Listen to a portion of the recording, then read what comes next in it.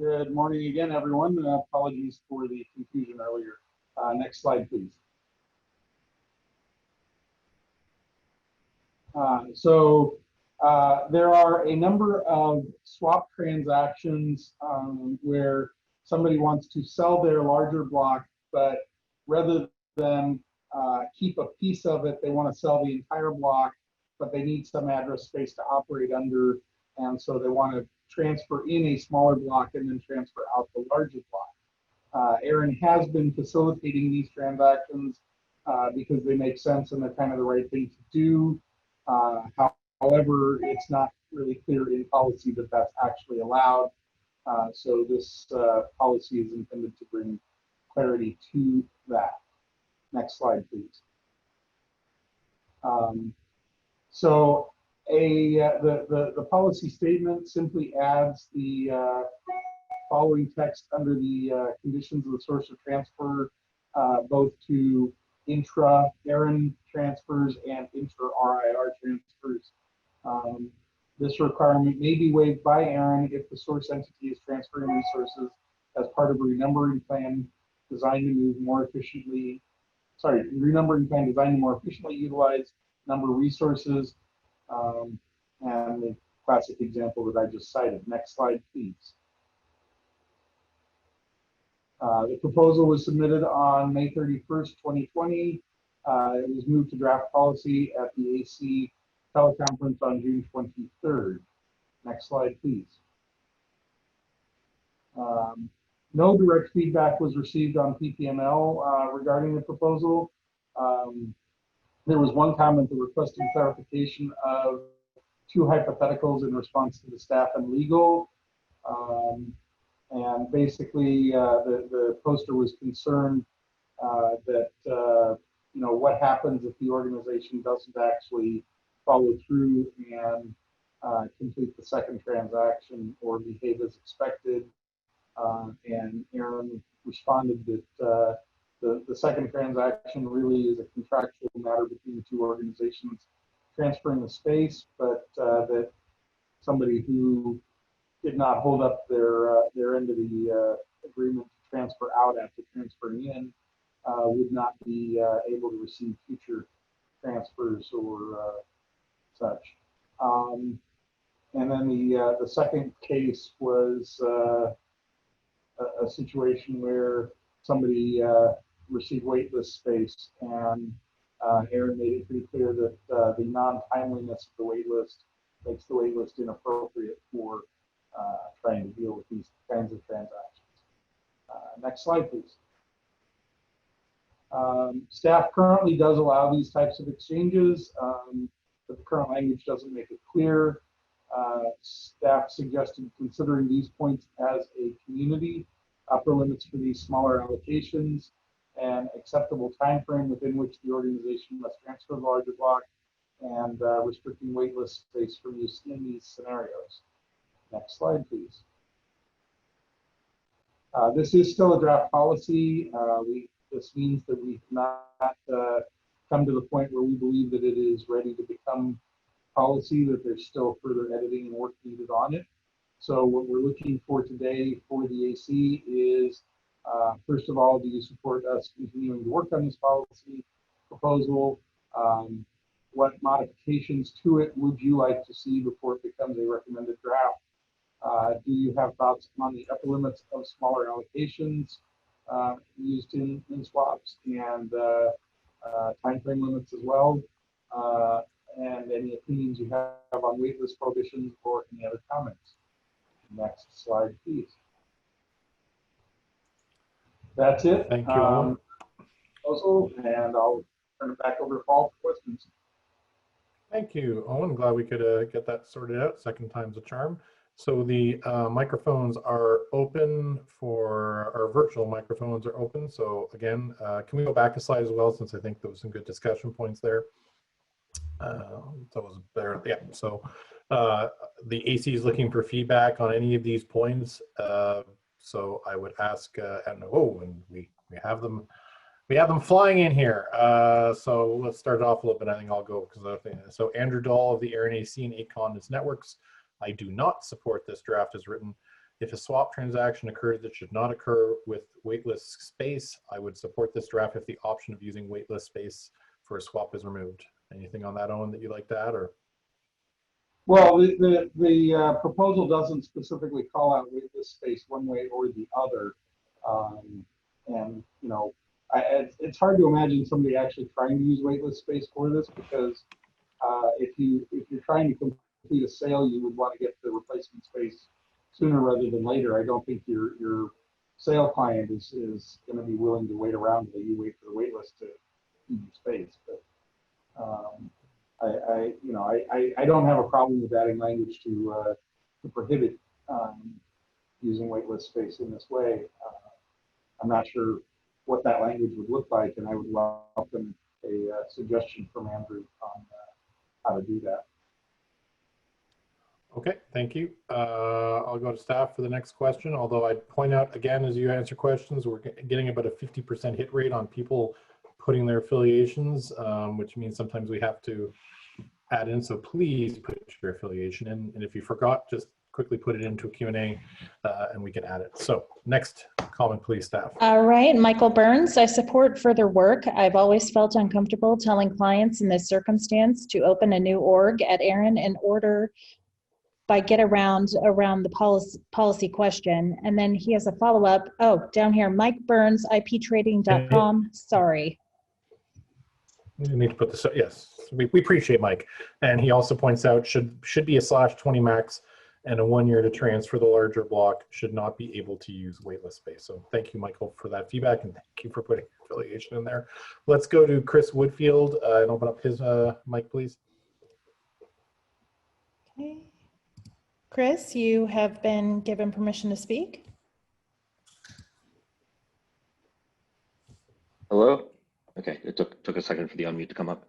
I want this Chris Woodfield, Twitter, ARIN AC. I wanted to respond to Owen's comment about the wait list and the practical issues with using wait list space for the swap-in space. That assertion makes a lot more sense when the average time that a request spent on the wait list was measured in years. That appears to be no longer the case. So I don't believe that that's a, at this point, obviously this may change, in the future, but currently it sounds like from some conversation yesterday that someone that joins that applies to the wait list now isn't going to be waiting a terribly long time to get the space they've requested. While I support the policy as written, I think staff recommendations make sense, and I'm happy to see them integrated into this policy proposal. Okay, thank you for that comment. Let's go to our next Q&A, please. All right, we have Gary Geeson with Central Logic. I support the problem statement of this proposal, but I believe it needs more work. I think my biggest concern is around reasonable enforcement mechanisms, and I believe there should be some limits on the size of the smaller block, maybe a /22. Okay, thank you. Next comment, please. Well, Chris, okay. Well, Chris Whitfield did say Twitter, ARIN AC, I support the policies room, but staff recommendations make sense. The idea of an upper limit is a good one, but in my opinion, should be considered as a percentage of the block being transferred out as opposed to subnet size. So let's go to Robert Seastrom. All right. Robert, you have ability to speak. Thank you, Paul. Rob Seastrom, Capital One, ARIN AC. That was exactly the point that I wanted to make, is that a hard upper limit expressed as an aggregate size is probably not appropriate, because what would be an appropriate upper limit for someone who is transferring out a /16 is not an appropriate upper limit for someone who is transferring out, say, a /22.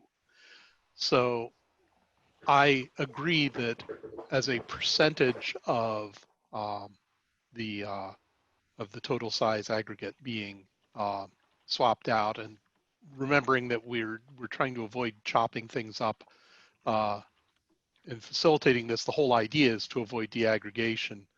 I'd like to see it kept to a single aggregate. And I don't know whether 1/2, meaning half the block size, or 1/4 is a better number. I think smaller than 1/4 is probably a poor idea. But so I'll float it out there that the maximum ought to be a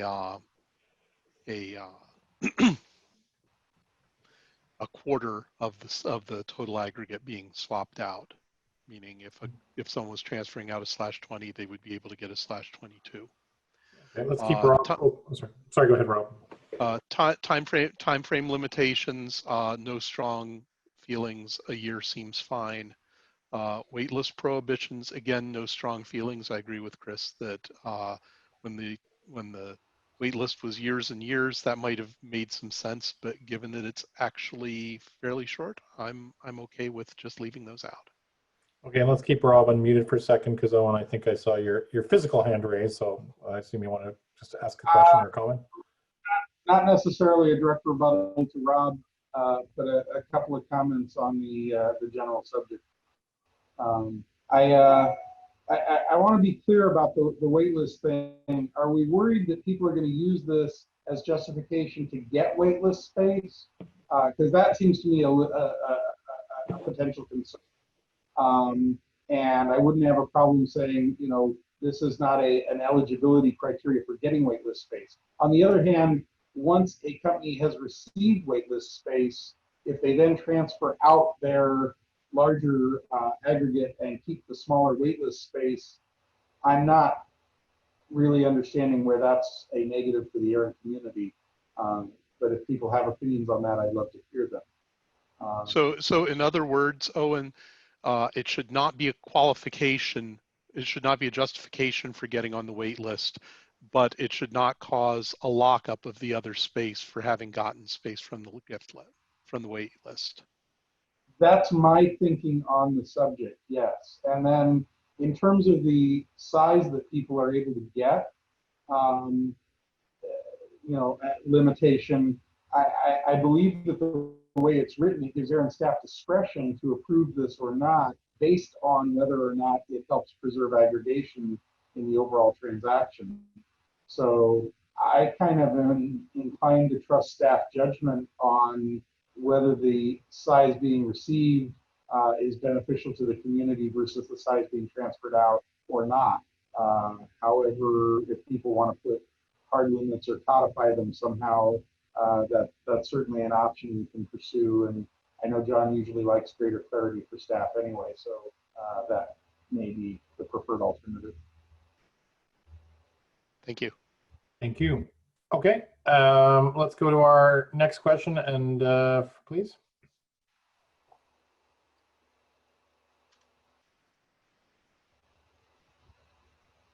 If I could get staff, because I'm actually not sure which one is next. I assume it's Anthony's. Anthony de la Cruz Lemon, CenturyLink L3, we support, as we have several carved up /16 blocks that we know another entity has some portion of in some different /16s also carved up we are on. If we did like for like trades with each, we would make a bunch of whole /16s again, but neither side wants to be penalized. Understood. Thank you for that comment. Okay, I'd ask if you have a comment or question to soon approach one of our virtual microphones. We'll be closing the queues in the absence of any further comments after our next intervention, which will be from Amy Potter. If we can unmute Amy. All right, Amy, you are permitted to talk. Sure. So personally, my issue with the waitlist is that the waitlist is often used by organizations that can't afford to receive space on the market. But anyone that's engaging in this type of transaction is going to be able to cover the cost of the smaller block from what they're making on the sale of the larger block. So I feel like this is a little unfair to the other participants on the wait list who aren't able to purchase spaces freely. When it comes to the time frame limitations, I tend to think that that should be left to the parties that are involved in that transaction. I think that whoever's buying that space is free to set whatever limitations in that contract. I'm not sure that ARIN necessarily needs to get involved in that aspect, but if they do, I would suggest it be a pretty long timeline, maybe 2 years max, just to give the parties that are engaging in these deals the freedom to come up with a transaction that works for both of their needs.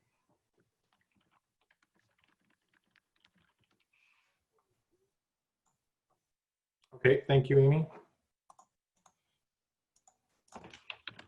Can we have the next question? Yes, we have David Farmer with University of Minnesota. I support continued work on this policy. I support a /22 or larger if justified on an 80% utilization basis, and I support Owen's comments on the wait list. Thank you. And the final comment, please. Joe Provo, Google, ARIN AC, support the concept and further work in this area. Strong agreement of relative sizing commentary from the last several comments. All right, thank you very much, Joe. And that ends the feedback on this policy proposal. So thank you to Owen DeLong for the presentation, and thank you for the input. And I'll hand it back to John because I think he had some comments, and also to move it to the next proposal. Thank you, Paul. So I'd like to remind people to, before I introduce my next speaker, Joe, I'd like to remind people, keep your discussions relevant to the policy at hand. We also don't discuss particular businesses or particular business plans. We don't need to do that. We're talking about an industry and how our policies apply to the industry. So please refrain from mentioning how a policy might affect a particular company or your own company. It just makes things easier. We're a trade association, and we don't want to be making decisions about what's good or bad for any particular organization.